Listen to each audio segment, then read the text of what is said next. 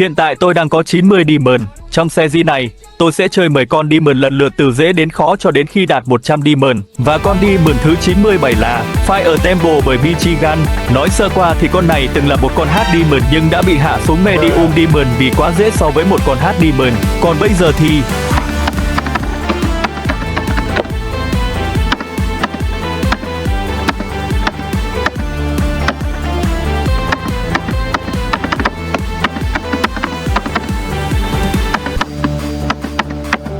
No,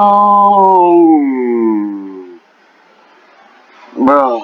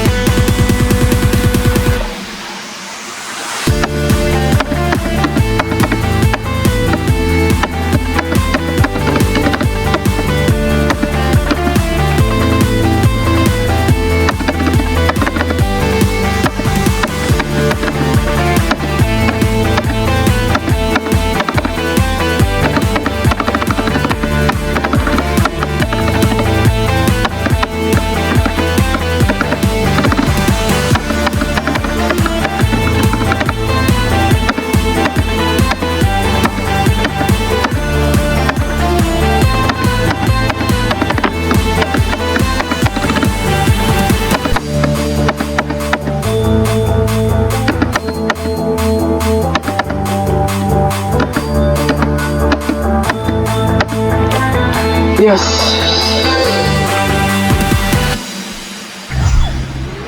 Ngôi đèn lửa. Oh, what a fun level.